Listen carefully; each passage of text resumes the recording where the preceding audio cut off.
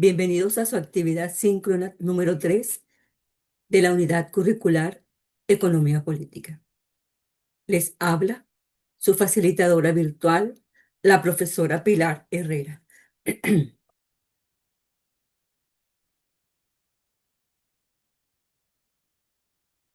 En esta ocasión hablaremos del núcleo temático 3,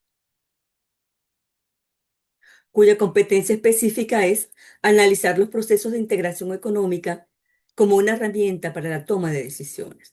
Los temas específicos de estudio: los procesos de integración, la política arancelaria actual de los Estados Unidos, medidas proteccionistas, el impacto y relación estratégica.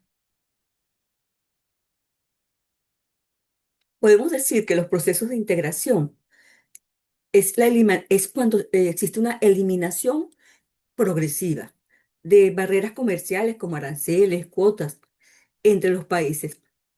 ¿Para qué? Para formar un solo mercado unificado y con ello pues buscar aumentar el comercio, la eficiencia, el crecimiento económico entre ellos, tratando de coordinar políticas y facilitando pues una libre circulación de bienes y servicios, como también algunos recursos, recursos productivos. Podemos decir que actúan como herramientas estratégicas desde el punto de vista de la toma de decisiones. Y por supuesto que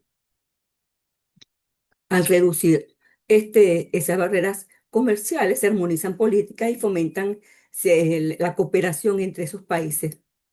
Y por supuesto ayuda a potenciar el crecimiento y la competitividad entre ellos. ¿Para qué? Para lograr una eficiencia económica. Se dice que se facilita también la inversión, el comercio, la regulación y un desarrollo en conjunto, y permite ampliar pues mercados y el acceso a recursos. ¿Qué sucede con la fiscalidad en los procesos de integración económica?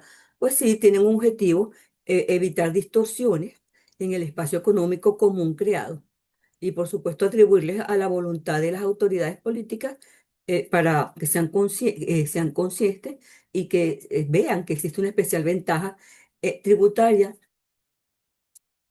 para los países asociados. Para ello, por supuesto, se deben tomar ciertas medidas, y que no existan distorsiones. Y para que no existan esas distorsiones, se, se aplica pues principios de no discriminación fiscal, medidas de armonización fiscal. La primera es genérica y la última pues guarda relación con el grado de integración económica alcanzado por esos países, desde el punto de vista pues de su etapa, en la etapa en la que se encuentre. Es importante decir que es una herramienta la integración en la toma de decisiones, porque a la hora de organizarse esos países, ellos toman decisiones estratégicas y de política. Optimiza el comercio y la inversión. Existe una libre movilidad de factores. Por supuesto, ellos están basados en ciertas resoluciones de conflictos y normativas. Les permite, por supuesto, a través de esos mecanismos de integración, a las naciones miembros, pues, consensuar normativas comunes para que el funcionamiento de esos mercados sean eficientes. Pero el proceso de integración pasa por ciertas etapas.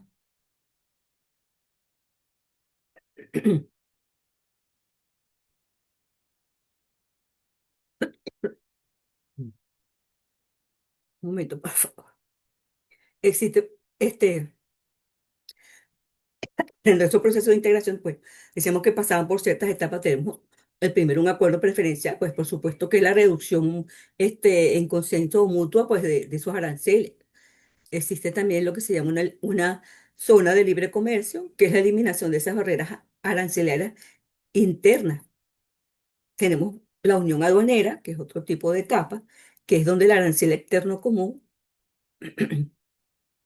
con terceros países, pues. el mercado común, que es la libre circulación de bienes, servicios, capitales y personas entre esos países miembros. Tenemos la Unión Económica, que es económica y monetaria, que es la coordinación de políticas económicas, y también se crea una moneda única para el comercio entre sus países, que la integra. Y también se habla de una integración plena, que es otra forma de integración del proceso de los procesos de integración económica, que es que la autoridad supranacional, hay una autoridad supranacional para la toma de decisiones económicas. ¿Qué podemos decir nosotros acerca de, de qué beneficios para la toma de decisiones trae este tipo de proceso de integración? Dicen que, no dicen, sino que la apertura fomenta una apertura entre las empresas para que sean más eficientes, contribuye a una mayor competencia entre los países o entre las empresas. Existe un desarrollo regional porque impulsa el crecimiento, la producción, la cooperación entre países miembros. También pues, ayuda porque reduce la incertidumbre, por supuesto, al establecer normas y reglas que deben seguir, pues, o sea, fomenta la estabilidad. Otra cosa que tiene esta, esos procesos de integración como una herramienta en el proceso de toma de decisiones, podemos decir que transforma el análisis costo-beneficio de las siguientes maneras. Bueno, en un principio podemos decir que nos ayuda con decisiones estratégicas y de política. Optimiza el comercio y la inversión. Existe una libre movilidad de factores, como ya dijimos anteriormente. Contribuye a la resolución de conflictos y normativas. Pero también transforma el análisis de costo-beneficio de la siguiente manera. Por ejemplo, existe una reducción de costo comercial entre las empresas, porque ellas pueden decidir, o sea, las empresas pueden decidir si se expande geográficamente, pues al disminuir los gastos asociados a los trámites aduaneros y los aranceles o los tributos. Crea también economías de escala, porque el acceso a un mercado más grande pues permite tomar decisiones de producción masiva y aumenta la eficiencia y la competitividad entre estos países. También atrae las inversiones. Dependiendo del marco legal de cada país, pues algunos ofrecen una mayor seguridad jurídica, lo que indica una decisión hacia la inversión extranjera directa. Contribuye a la especialización porque facilita la decisión de enfocarse en sectores donde se tiene una ventaja competitiva y mejorar pues la productividad. También tiene el proceso pues de integración tiene ciertos desafíos porque este proceso introduce algunas cosas como pues, el proceso de decisión de la integración económica. Puede incluir la pérdida de soberanía nacional, disparidades económicas entre los países, pues asimetrías económicas entre ellos, las diferencias políticas y culturales, también la complejidad de armonizar normativas y por supuesto siempre hay tensiones de poder entre los países. En otras ocasiones la infraestructura es insuficiente, los parques industriales no están acordes y existen algunos desequilibrios que pues benefician a algunos países en detrimento de otros, pues, sobre todo los industrializados sobre los menos industrializados. Entonces, esos desafíos, pues, entonces muestra ciertos desafíos o asimetrías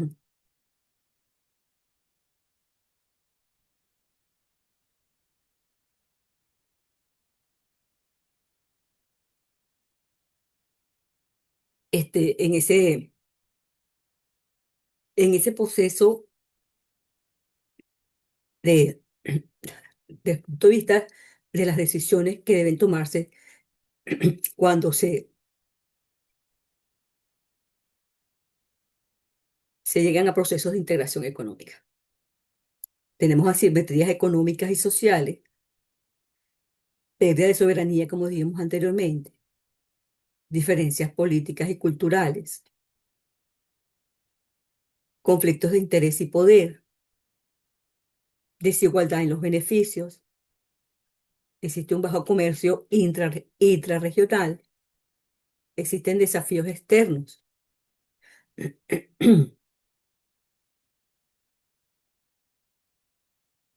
Podemos decir que estos desafíos demuestran que la integración económica es un proceso complejo que trasciende lo económico y penetra profundamente en el ámbito político y estratégico de las naciones involucradas.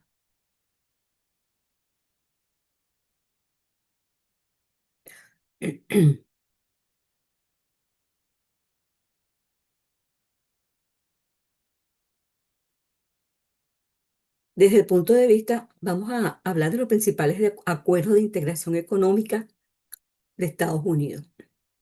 Tenemos el TECMEC, que es un tratado entre México, Estados Unidos y Canadá. Es la principal alianza de integración económica de esos países con Estados Unidos. Tenemos el Tratado de Libre Comercio con Centroamérica y la República Dominicana. Tenemos tratados de libre comercio bilaterales, que son acuerdos específicos con países como Chile, Colombia, Perú, Corea del Sur, Australia, entre otros. Desde el 2025 se han anunciado acuerdos de reducción de aranceles con Argentina, Ecuador, El Salvador y Guatemala. Estos acuerdos buscan reducir aranceles para facilitar el comercio, por supuesto, entre ellos, y proteger inversiones y fomentar la cooperación económica.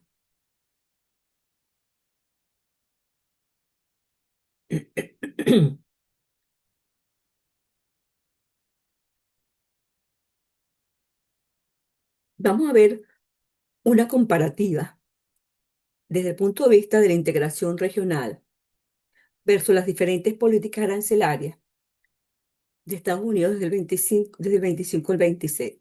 Esto antes de febrero del 24 de febrero de 2026. Estas eran las políticas de integración regional en general versus las políticas arancelarias de Estados Unidos con los diferentes procesos de integración.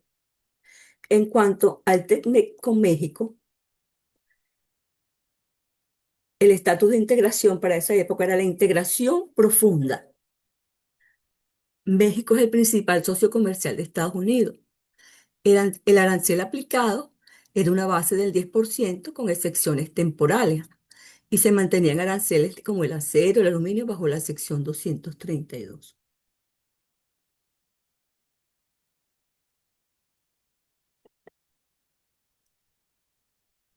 México gozaba pues de ciertas exenciones por los tratados, pero enfrenta amenazas de 25% condicionados por los problemas que han tenido con el control migratorio y el uso de drogas desde el punto de vista, por ejemplo, del fentanilo, que lleva mucho ilegalmente esa droga para ese país, desde México para Estados Unidos. El proceso de integración con Mercosur, que está en etapa de unión aduanera, que en revisión, y busca flexibilizar el arancel externo común. Existe un arancel universal del 10%, y Brasil ha enfrentado picos de hasta el 50% de productos específicos. Estados Unidos pues presiona individualmente a socios como Argentina, que busca una alineación geopolítica mientras el bloque intenta diversificarse hacia China, por supuesto por los precios de los productos comercializados. La comunidad andina tiene un arancel externo común parcial. El arancel es del 10% y enfrenta amenazas específicas a Colombia en sectores del flores y el café. ¿Qué impacto y relación estratégica? Pues la dependencia de las exportaciones, por ejemplo, de Colombia, que es un 30% hacia el bloque vulnerable a la política de aranceles recíprocos. En cuanto al bloque, desde el punto de vista del proceso de integración Alianza del Pacífico, Su estatus es una integración profunda y bursátil entre Chile, Colombia, México y Perú. El arancel aplicado y por supuesto amenazado, estuvieron amenazados, era, era del 10% y el impacto y relación estratégica, pues el bloque prioriza la autonomía económica y la integración financiera regional, pues para mitigar la volatilidad desde el punto de vista de la política comercial de Washington.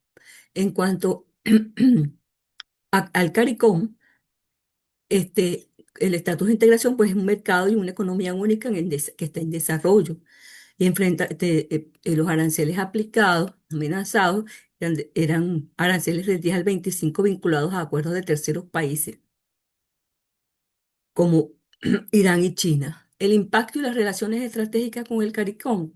Bueno, existe una vulnerabilidad extrema. Países como Panamá han aceptado condiciones migratorias bajo amenaza de aranceles o control del canal.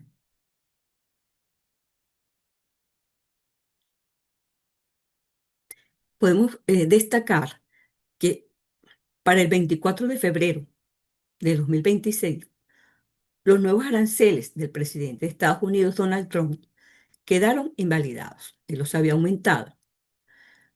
Pero eso fue gracias o debido al fallo de la Corte Suprema de Estados Unidos el viernes 20 de febrero, que invalidó los aranceles recíprocos que Trump impuso a decenas de países bajo la Ley de Poder Económico de Emergencia, al justificarlo como una medida de seguridad nacional. Esto fue poco tiempo después que tomó el poder, que tomó esas decisiones.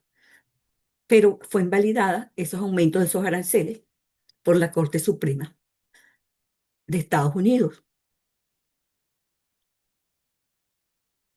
estableciendo que fue inconstitucional porque excedió su autoridad y, y pues fue invalidado.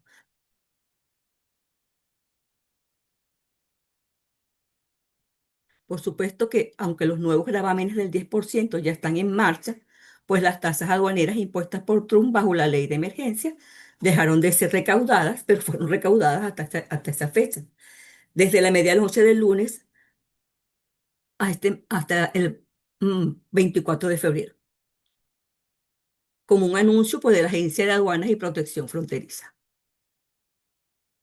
Podemos destacar que en los últimos años, lejos, cómo se enfrenta, hace pocos años, se hablaba de la importancia de la globalización. Y estos últimos años se han incrementado o han reaparecido las antiguas medidas proteccionistas que son herramientas que utilizan los gobiernos, pues por supuesto, para restringir las importaciones y favorecer a los productos nacionales frente a la competencia extranjera. Entonces, esas medidas proteccionistas se han venido incrementando. Me imagino que, me imagino no, es por el gigante asiático como es China. Entonces, muchos países ven las ventajas que tiene China desde el punto de vista industrial y de costos de los productos en relación a ellos y cómo se han incrementado las importaciones en muchos países de estos productos. Entonces, se están tomando medidas proteccionistas.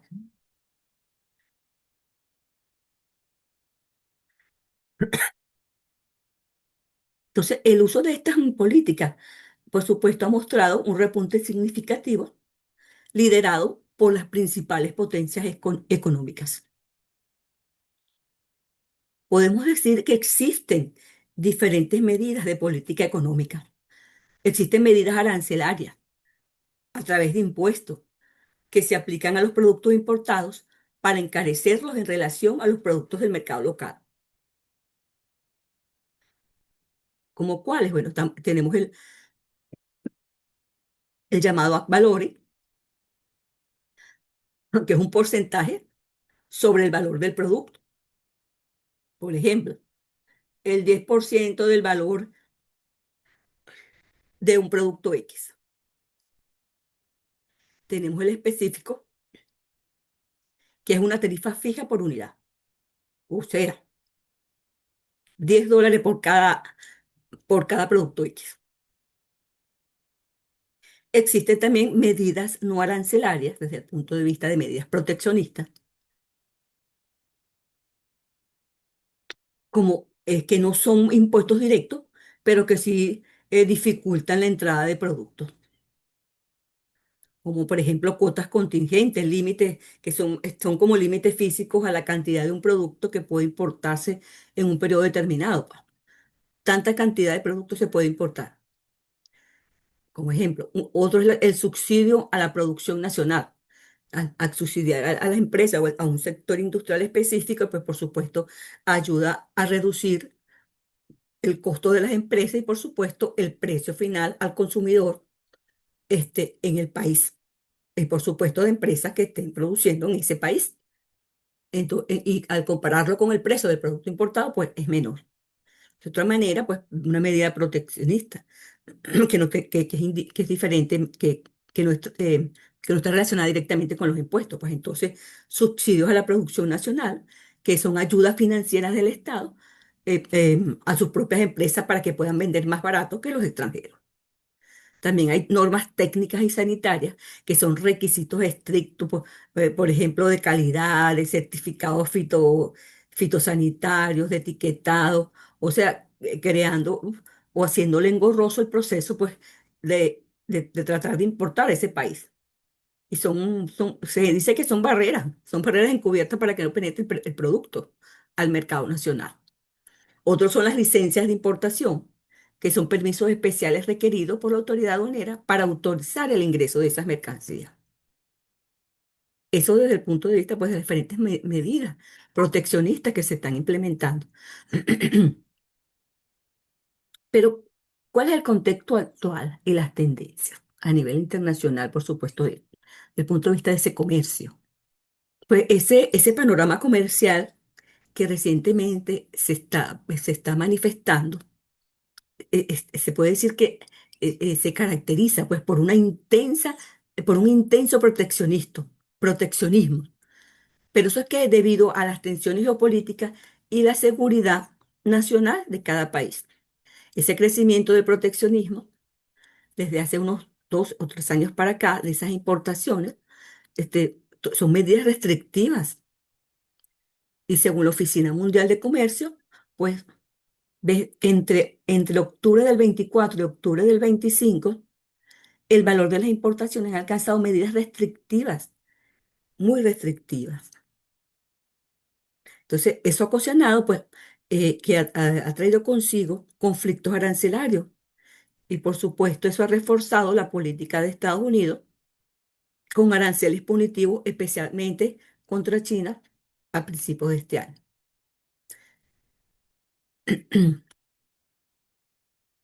Pero hay otros bloques como la Unión Europea que lo que busca es equilibrar la apertura de mercados con la protección de industrias clave como la tecnológica y la automotriz.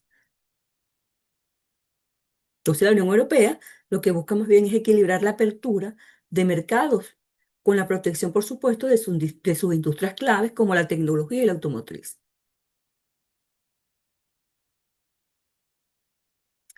A nivel internacional, si existen riesgos económicos, que el Fondo Monetario Internacional advierte que estas medidas son el mayor riesgo para el crecimiento económico y puede reducir el volumen del comercio mundial. Se puede presentar una desaceleración y se espera que para el año 2026, al terminar el 2026, pues exista el efecto de los aranceles, esos efectos de esos aranceles intensifique una desaceleración general de las exportaciones globales. Por supuesto, esto ahora puede ser que cambie desde el punto de vista de que esos aranceles, esa decisión que tomó Trump, pues fue invalidada, ese aumento de esos tributos. Pero ¿qué podemos decir como punto aparte de nuestro país? Podemos decir que nuestro país, atado a su comercio de petróleo, está, está muy comprometido. Después, después de los sucesos de enero de 2026, podemos decir entonces que a finales de febrero del 2026 se ha establecido una nueva agenda de cooperación estratégica, energética y comercial entre Venezuela y Estados Unidos, pues marca un giro en sus relaciones, ya que se están ratificando acuerdos enfocados en la reactivación de las relaciones comerciales, cosas que estaban bastante deterioradas. Entonces, se profundiza un intercambio energético y la facilitación del comercio con el objetivo, por supuesto, de fomentar una relación bilateral, pues, más estable, más abierta. Entonces, se ha ratificado una nueva agenda de trabajo con ellos y que se busca, entre otras, pues, aumentar la producción petrolera y redefinir las relaciones comerciales tras los cambios políticos que enfrenta Venezuela. Se facilita el comercio, se está tratando de incluir acuerdos enfocados en áreas claves como la salud, energía y alimentos. Y por supuesto con la intención de fomentar el comercio y la inversión tras el cambio de gobierno en el país suramericano, Venezuela, pues.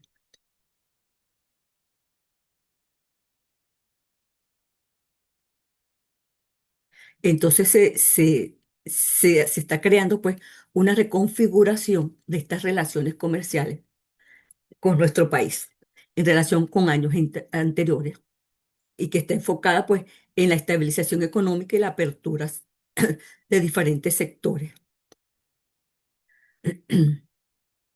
Entonces esperemos que esto sea para bien.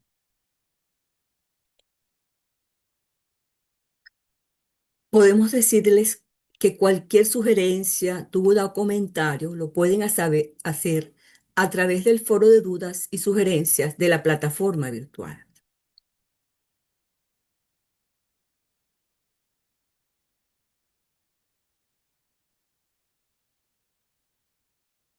Sin más que decirle, me despido de ustedes. Hasta luego.